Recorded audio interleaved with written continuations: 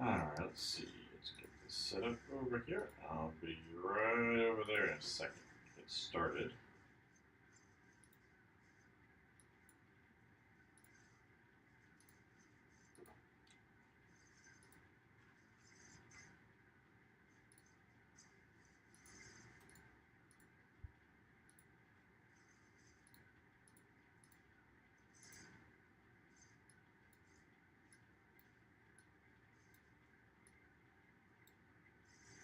Alright, I think we're ready to roll. Good morning, everybody.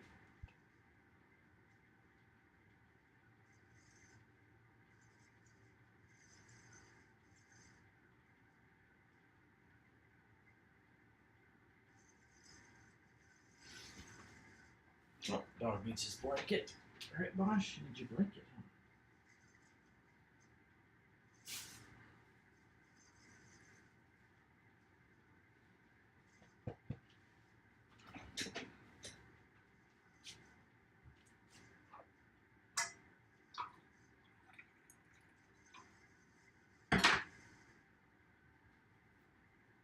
Good morning.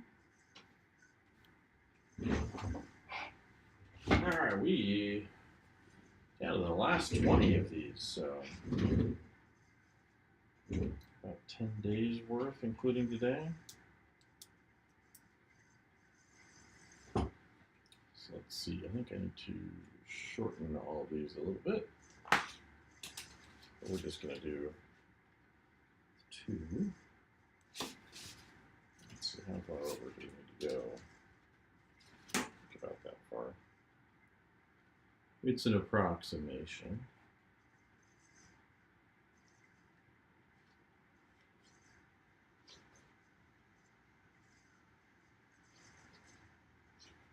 Got some Joker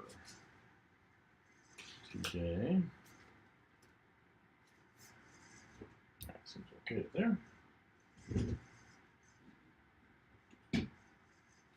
And then we need to get our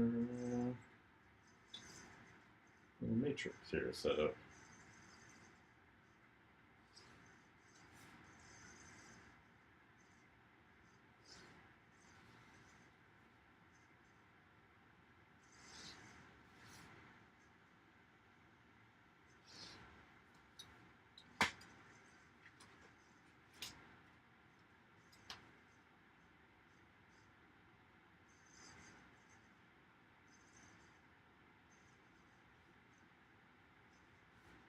Good morning.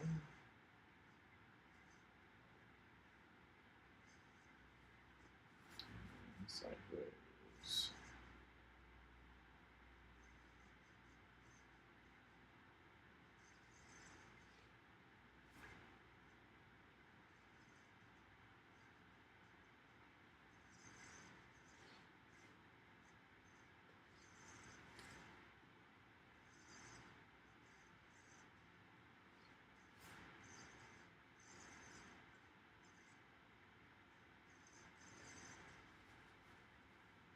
Now we got ourselves our first bot of the morning. We'll go delete that in a second.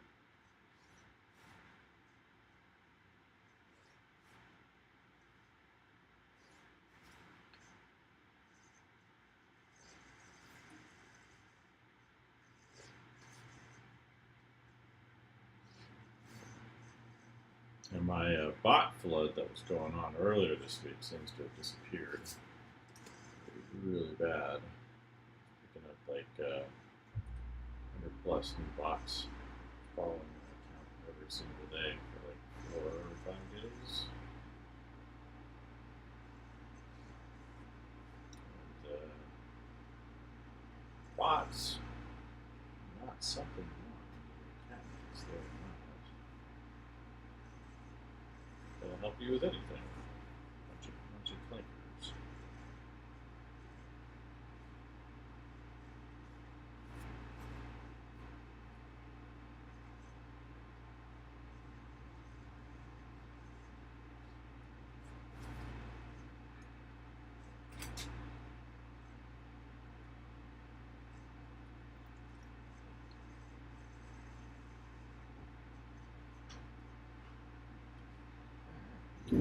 Good up there.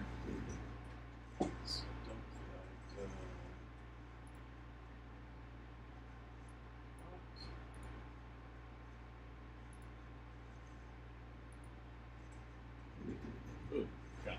Just like that. Good morning, good morning. Sorry, watch.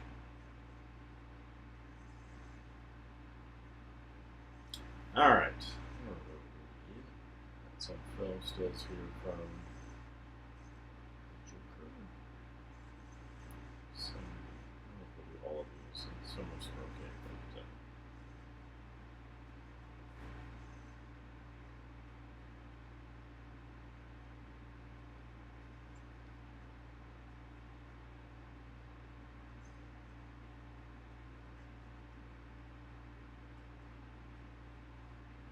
yeah.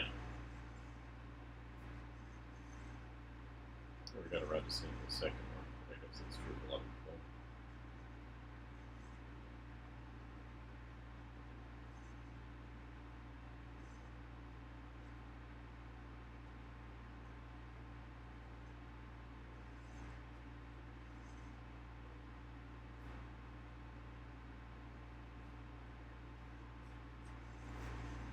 Good morning.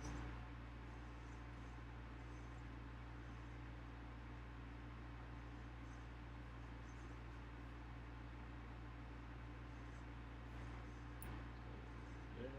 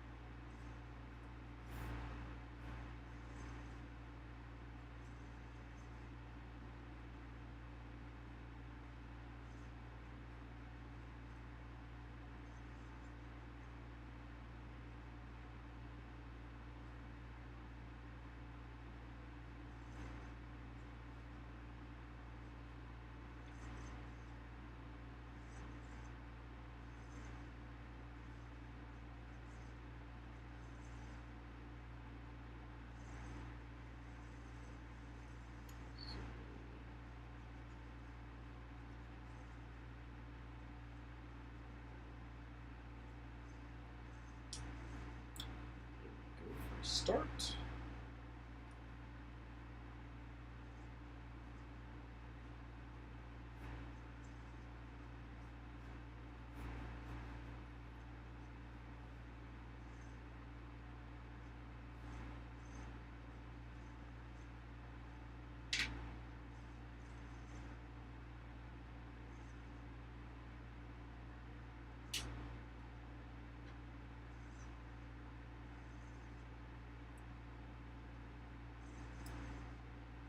Alright. So down.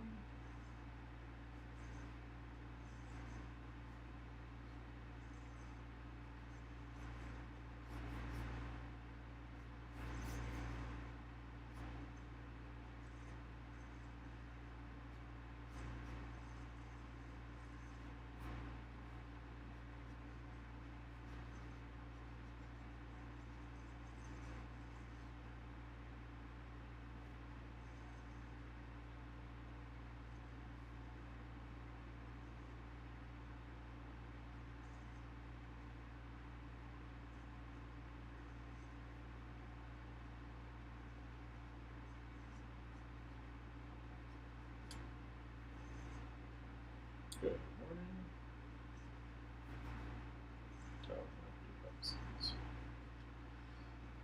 Oh, excuse me.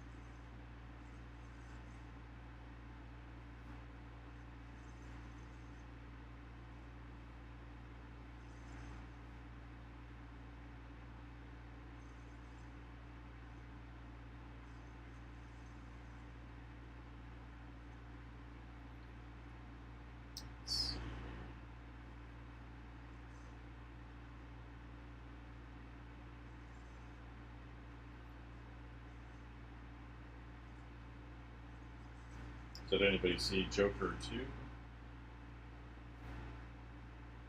I haven't. Saw the first one.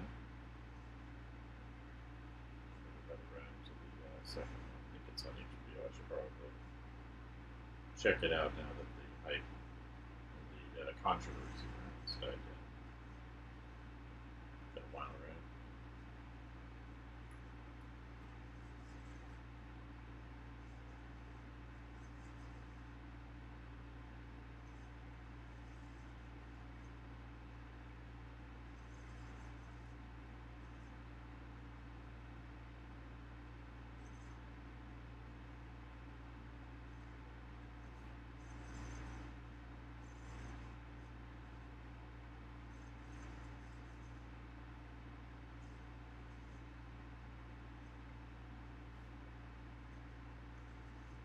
But I know people were kind of upset by it. Not what they were hoping for. They lost a bunch of money or something too. But I never got around to seeing it, so sure.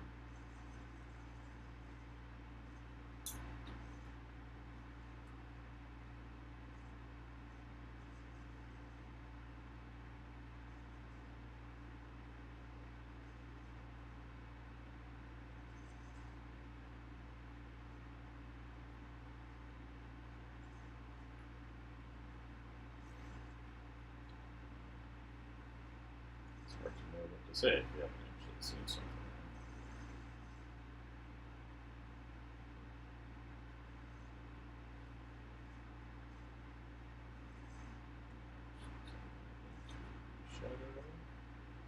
A lot of this is going to get some white paint on it. The reflections are.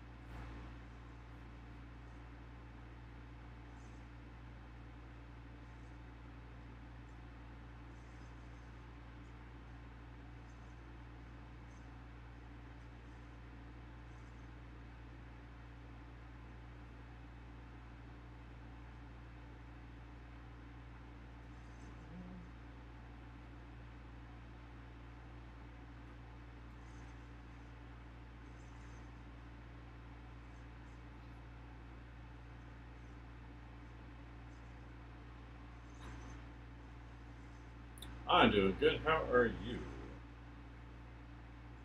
Excited for the weekend. Well, sort of. Actually, I got some work to do. I got to do that. So, job work stuff for the university. Committed myself. I could do this during the week, but it would just be kind of a disruption in the classroom. So, I have to go in and hang up a bunch of student work. Okay, so, I'm going to do this. I'm going to get a couple other little things done, get cleaned up, and head over to the Street building. Work from last year. Picked it up this week, so from the printing office at the university.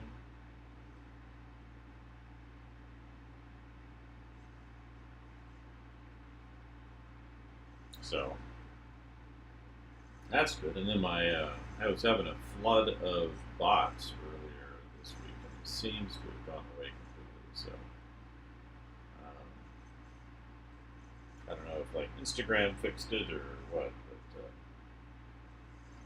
really frustrating because it's like constantly having to delete them. You need fake followers that it works because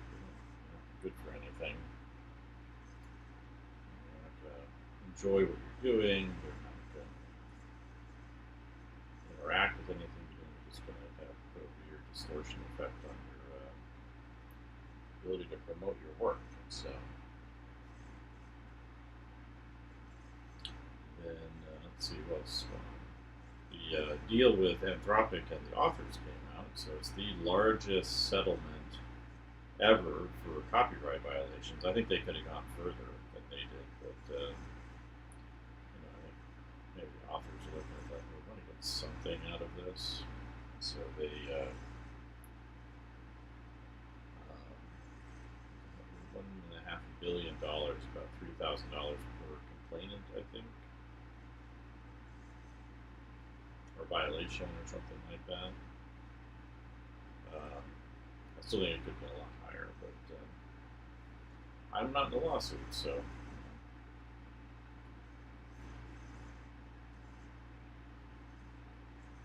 But we'll see what happens later on. Then there's still other lawsuits going on, so we'll see how they shake out. There's a new one actually, which I think is by the same people that just did the Anthropic one, and that was with Apple. Just got announced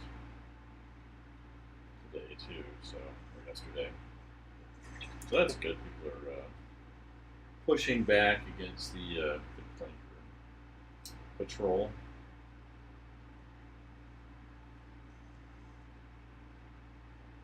I don't know how. I think they had to delete their data from the data sets or something like that, but they didn't have to get rid of the training.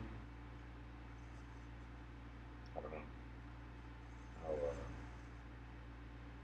didn't have to reset it, but they should have at minimum had to have done that, but that wasn't. I guess on the table for them. Maybe it was a bit more. Yeah, so as we're working on some morning studies, this is 81 and 82 of the film studies, so I'm excited about that. In terms of art goals this weekend, I want to. I want to probably do one more revision on my thumbnails I'm doing for this pitch project I'm putting together, and then jump into the roughs. So I want to try and get the roughs done by Sunday for it. And then on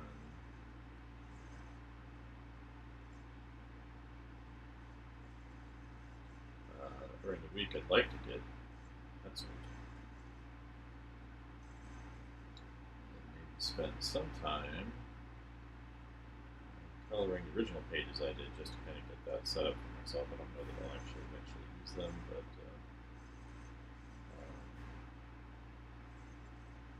you can scroll back in time and see the pencil pages I was doing back in August. But I need to get that production kind of going on this pitch project, and then while that's going on, I'm writing the story out and trying to get the first issue organized and set up so that way that one's all the way done.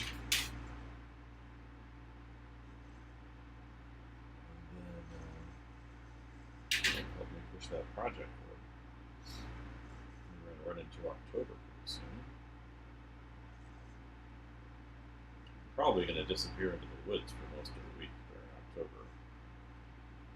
It's like my prime landscape painting season. That reads pretty well. It's a no 10 drawing. Get the white on there, be better. Let's get the next one hooked up.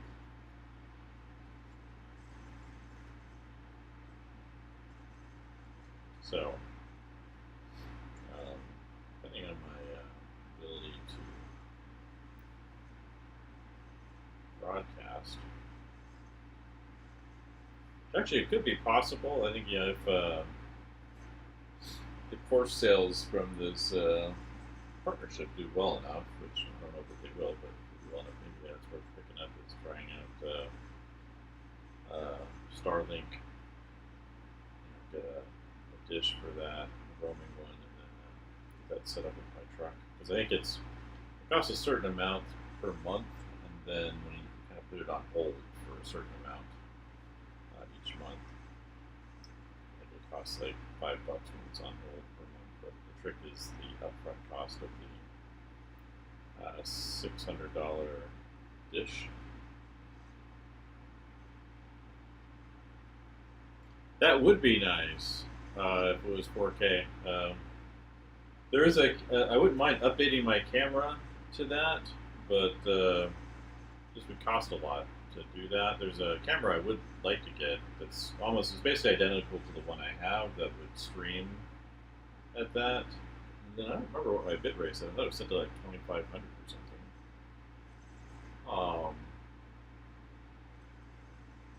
But should probably look into that and see what it is.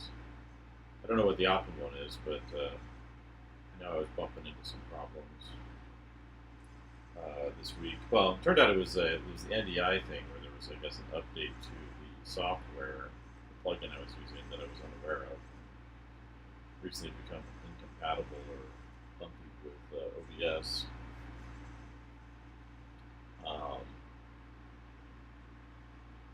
Yeah, I think the bitrate set to 2500, which I think is okay, but I'm not sure.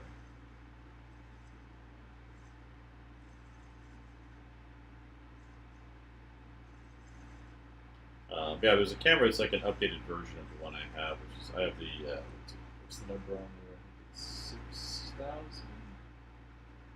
But it's the Sony kind of A series. The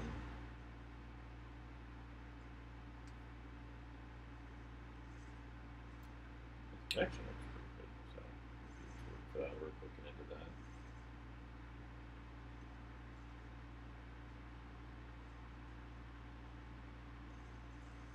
See what it says over on the Twitch settings.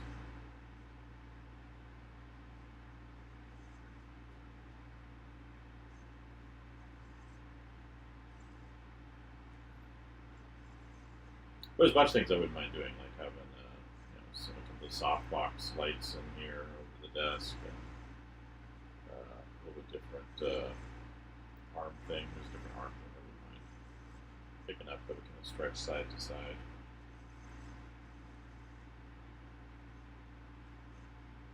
Well, I think the bitrate's what's set in the streaming settings. I think it's set to 2500. I thought that was supposed to be a good number, but I haven't tweaked that in a long time. I take a look to see what it says. It's hard for me to kind of see what's going on. The other side, yeah, because the definitely. Well, the camera can't go to 4K, so that's part of the bitrate thing there. Let's see over on here. Output. Yeah, my bitrate is set to 2500. I don't know if that's like a good idea. I don't know what the optimal bitrate is.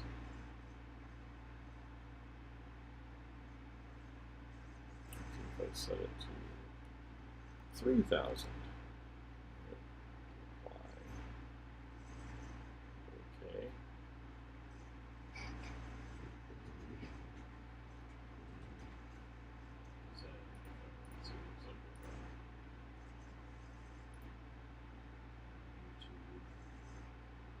That's a little pressure there. Definitely see that. But I just reset it to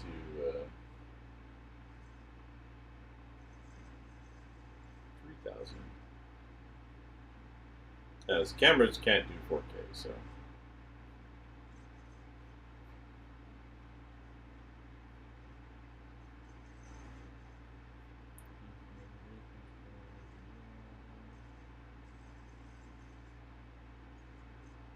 What happens if I double it? Just out of curiosity. So 5000.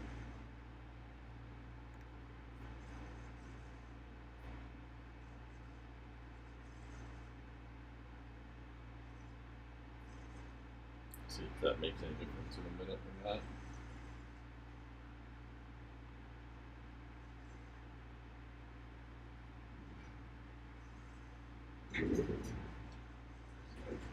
Curiosity, what do I do?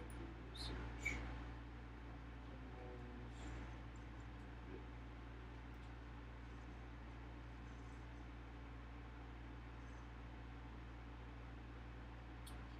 says 6,000 is best. 4,500 is best for 30 FPS. 6,000 best for 60 frames per second.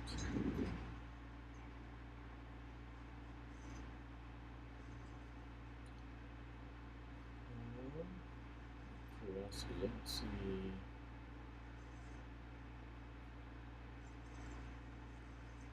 Those frames per second. That's locked.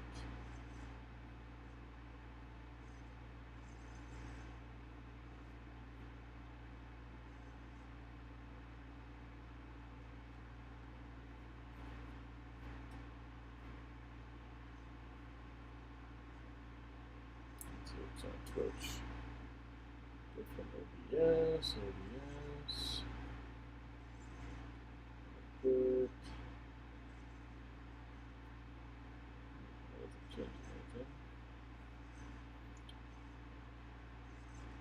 I might play with the frames per second now that I've fixed the other problem I had later on. And doesn't look like it'll let me adjust that from here at the moment.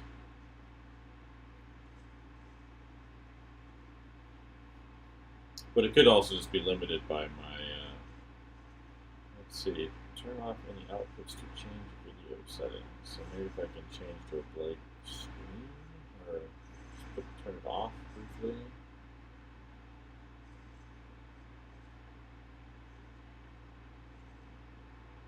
Try that real quick.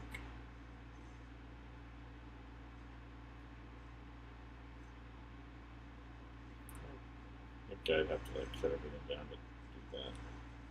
Yeah, I'll take a look at that. I mean, I don't know for sure. I haven't played with the settings really very much in a long time. That could make a difference. Yeah.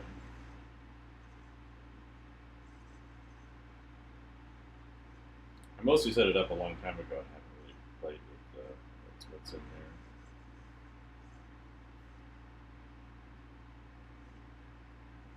But if that's harming, someone's viewing experience, that's worth understanding better. I'm definitely not an expert.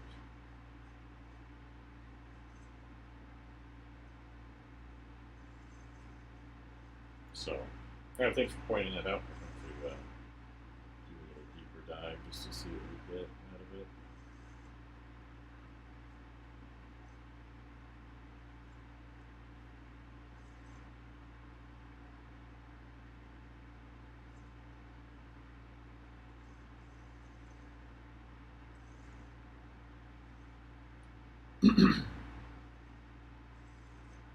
Zach, it comes pretty clear off of the Instagram phone view that's over here. But I don't really have any control over that.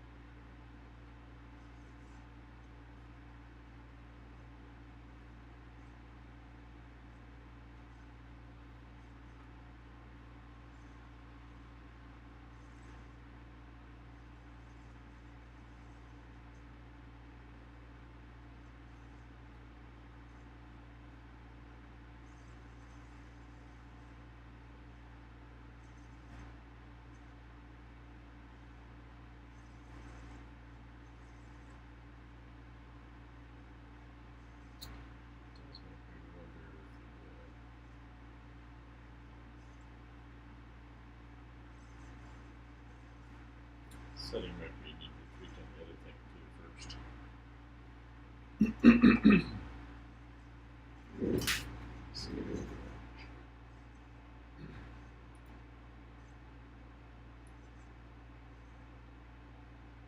The scenes that we're looking at here, that's where the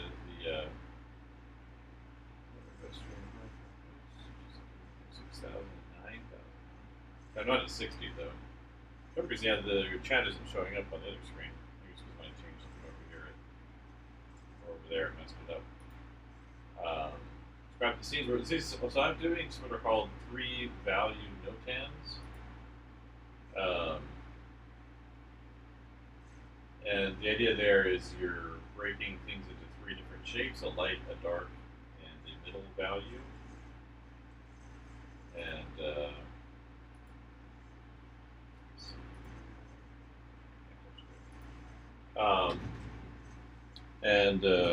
But I'm using the Joker as reference there, so I've been doing film studies. So I'm doing 100 of them. I don't know if you're still there or not, but hiding behind the lip of my drawer. So just using them as a way of like looking and studying composition. So in the morning, I like to get up and spend about an hour doing a morning study.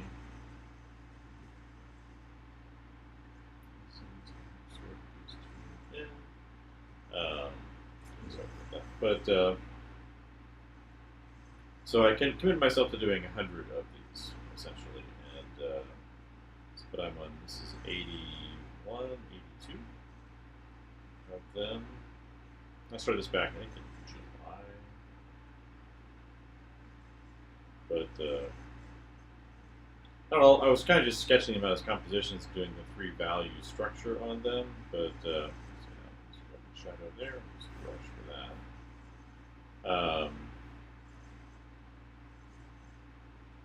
And then, but I kind of just shifted into doing them as almost strict notan approaches where there's no outline.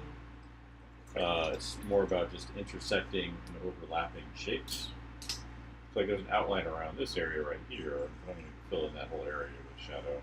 It's just outlining the shape.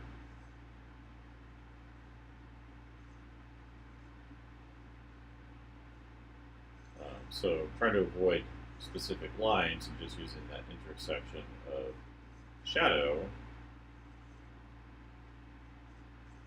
midtone, and light, especially brighter highlights.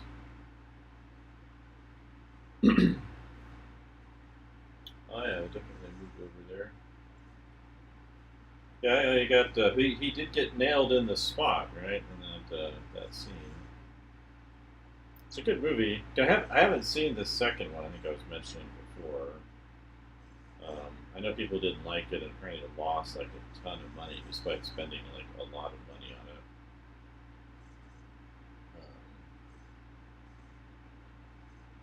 But I've heard other people kind of review it and say, "Well, what else did you expect from this movie? It's kind of supposed to be a follow-up to the first one, dealing with the consequences of his actions." And this is my only art style. I don't. Well, no. I mean, this is just a practice method. This is just helpful for studying composition. So if you can get your images to read like these we do right now with just light and shadow, it makes it easier for others to understand what you're doing. And that's kind of the idea behind notan. So notan is a Japanese word that means positive, negative, or light and shadow, or light, dark. The idea behind it is you kind of have intersecting puzzle pieces of light and shadow, and your ability to kind of manipulate those shapes in a way without using lines is kind of very powerful for communicating a composition. There are other ways of doing compositions, of course, but this one's really, really helpful. If you look at like Sin City, I guess probably did the movie too, but especially the comic book by Frank Miller, he spends a significant amount of time in that book using almost no outlines on anything. In fact, there's a few places where he does where I don't think he actually needed them. But it's Frank Miller, so let's see. This is. Do you have an academic degree in the arts? Yes. So I have a bachelor's degree, a BFA in illustration that I got in 2004 at Brigham Young University. It was a competitive illustration program, so they only let 20 people into the junior, senior level.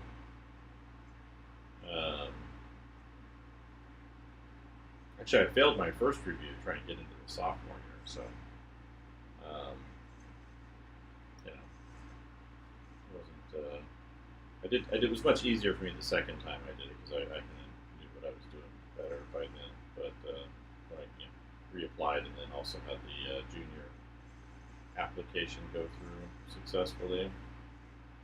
But and then I have a master's degree in painting from New York Academy of Art, which is kind of a very skills-focused art school in Tribeca, New York City. I have a colleague going there right now. And I got that graduated in 2010.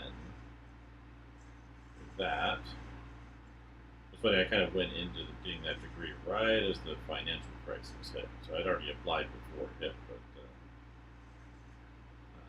housing crisis in the United States. But really liked that. It was a good school. Got a lot out of it. It's really expensive. I don't know. I do have a friend going there that I kind of recommended he should go there because he was looking to get into grad schools. But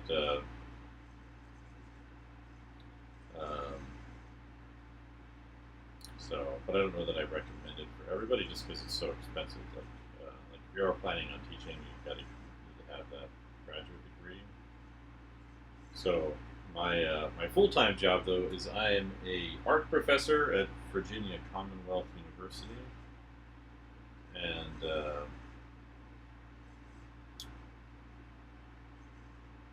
that's what I do. So I teach in their communication arts department, which is kind of their commercial art / illustration / visual effects department.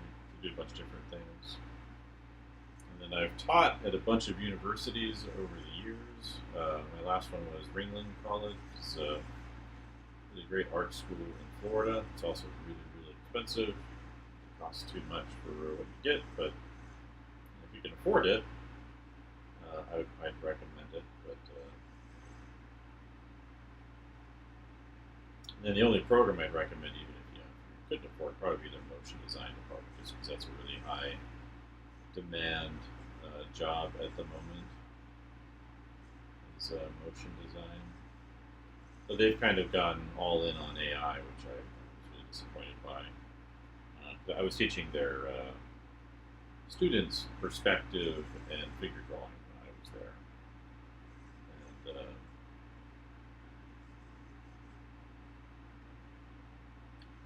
it was disappointing to see them kind of integrate that in the program, especially the reasons they were giving about it, which I disagreed with quite a bit. They seem to believe that they're going to be these art directors, and people are going to come to them as consultants for their AI outputs. And that might be true for a little while, I don't know. But if it goes the way that they were talking back then, there won't be any interest or need for external output at all. So, but to answer your question, I have degrees in art, and I don't know that you 100% need them.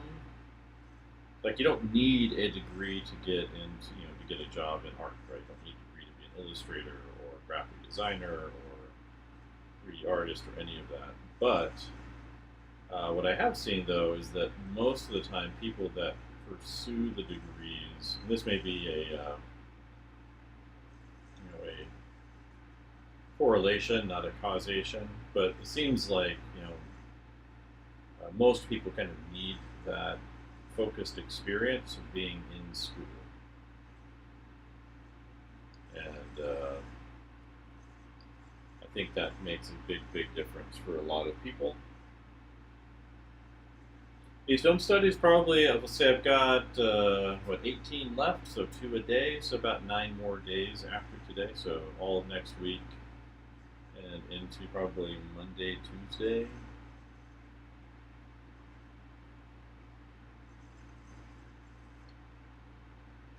If you want to see more of them, you can scroll back and see them, the ones that I've done on stream. I've done most of them on stream. There's a few that I didn't just because I was busy. Didn't have the headspace for coming online.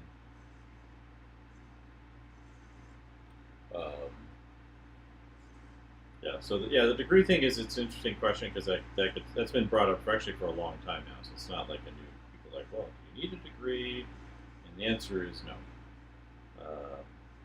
Do you need the experience that pursuing a degree might give you? Maybe, probably.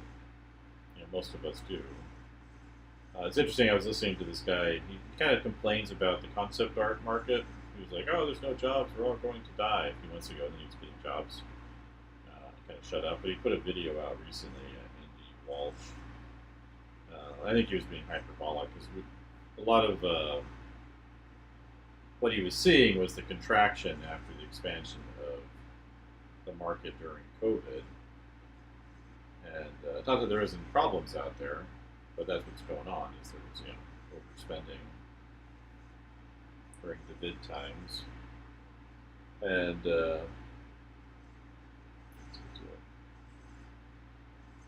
yeah, it makes a big difference. Just having other students around you physically working on things, people that inspire you.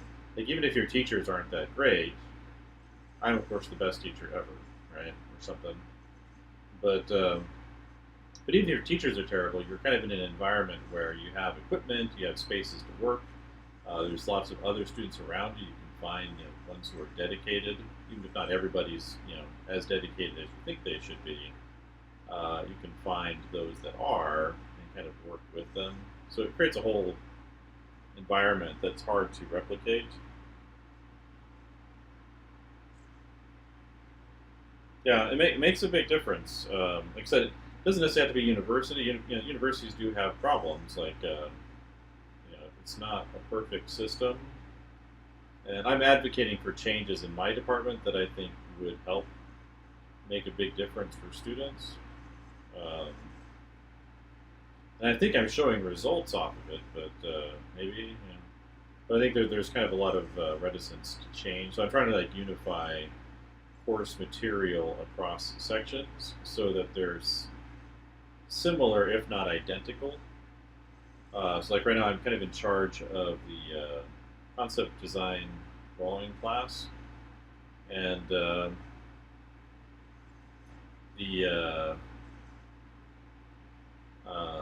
most of the professors, I think all but 2 of them, we've got a whole bunch teaching, but like 4 or 5 of them are doing it, where they're teaching the curriculum that I put together. And it's not that my curriculum is 100% perfect and not beyond criticism, but the idea is it helps create a ground level of experiences for students that they can then take forward, and other teachers can take advantage of that. And there's definitely people that have commented, that they've seen that. Like, a friend who's teaching our concept painting class or digital painting class, and what he's seen is the students that have had the concept drawing class before the painting one, because it's currently an elective, so there's not really strong prereqs for it. But he's definitely seen a big difference in students that have had the concept drawing experience versus those that haven't, and it allows him to speak to their experiences too, which I think is really important.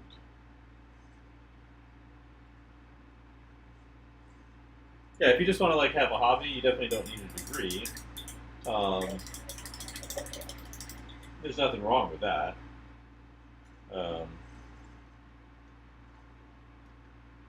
Like I said, it just depends, but it does really help to have that that in-person experience. But I would also look at the expense of it. It's like, like I said, I taught at Ringling, and I don't know that the say the illustration program is worth what it costs to go there.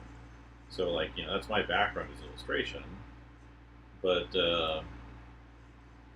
when you walk away from school with a minimum of $250,000 of debt, after those 4 years, it's just too much for what the average illustrator earns. That's just really, really expensive. Now they have really amazing teachers there, so like if you can afford it, like you're not going into any kind of crazy debt to do it, and you can study with some really amazing, capable people that I highly respect. But I don't think it's worth what they're charging for that. I mean, you can do workshops with those people for far less, and get just as much out of it. I teach at a public university right now, the Virginia Commonwealth University. It's a state school. Yeah, I swear it was real, but when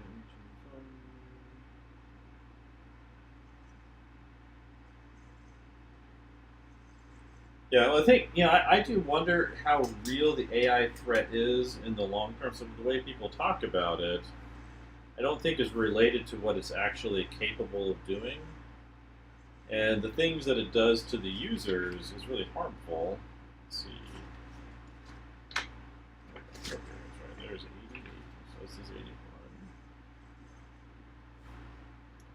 82. And today is the 6th.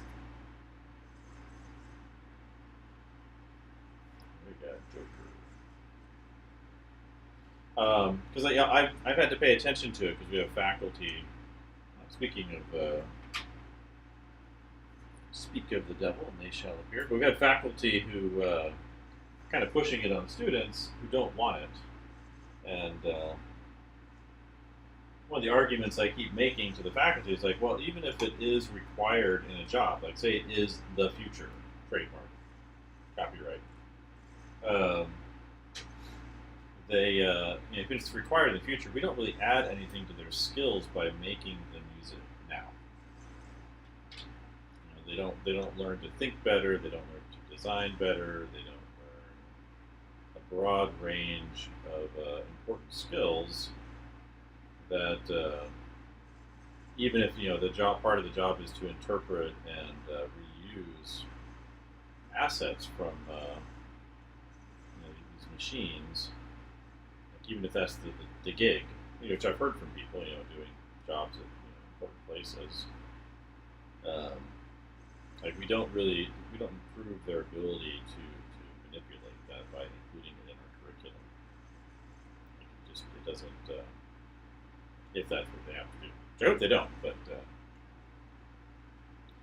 and then we had the big lawsuit that went through earlier this week. So Anthropic had to pay out $1.5 billion to authors in a class action lawsuit. Which, kind of compared to what their valuations are, it's not very much. We've got Sleepy Dog under me right now. But it's the largest settlement for a copyright violation ever. So there is that. And then Apple is being sued by the same people for similar reasons.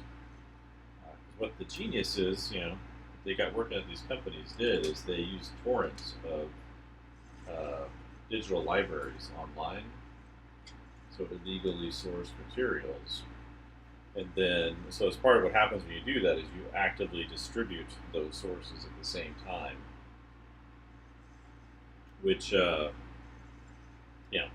that's a clear copyright violation. There's a long history of people getting sued or having to pay out for those kinds of things.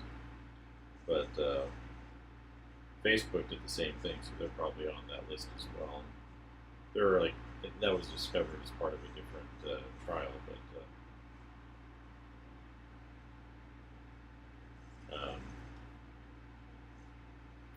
So, but I think I think the threats with AI are far different than what people anticipate. There's the cost of living increases, the use of power resources. Like they're building a 5 gigawatt data center in Wyoming. And so it's hard to understand what a gigawatt is, but basically a gigawatt is the power usage of a city like Tokyo or London. So a city of 10 plus million people. So they're building one in Wyoming, and Wyoming is so if you imagine it's like 10 plus million people per gigawatt, that's like 50 million people's worth of power, which is a lot, right? To make memes and cute videos and write fake novels, among other things. Um, well, Wyoming has a population of less than 400,000 people. Um, so that's going to drive their electricity costs through the roof because they're just not going to have the power resources to distribute that out properly or create new ones. And it also uses up, they have to use drinking water to cool their systems. And Wyoming is a desert. There's no water there. And the West has had long-term issues with water for decades now because there's been a big increase in population. Like I lived in Utah for a long time, and they definitely have water issues there. Like they have an exploding population, and there's no water that has to come in from other places. Sometimes they'll get like a really good like winter season. They'll get some extra water up in the mountains, but some moisture, as they like to call it there. But yeah, so people look at a lot of what's going on in the news with AI, and it's just a problem. I've never used Siri personally, though. Like, as soon as that was implemented, I turned it off. I don't like devices that are listening to me all the time. So even though it's supposedly private and what's the word? I forget the word for the way they lock it down, encrypted to your phone. I just don't like the idea of having this device around that's listening to my voice all the time and trying to interpret what I'm saying and hopefully sell me something. So I haven't used it really ever. I shut it off as soon as it became an option. But anyway, I finished my morning study. It's been just under an hour. I may be back later today depending on what's going on. But I do appreciate everybody that came in. We are doing a course launch this week on perspective. It's kind of the fundamentals of linear perspective, where I walk you through a bunch of exercises on kind of how to break objects down, how to understand perspective, its essential anatomy. So if you're feeling weak on it, this is a really good course for beginners to take. So if you're really comfortable with perspective, it's probably not for you. But if if you've struggled with how to kind of line things up and how to manipulate the space and change things based off of how you want them to look, not just what you see, it's a really good course for that. I'll put the link.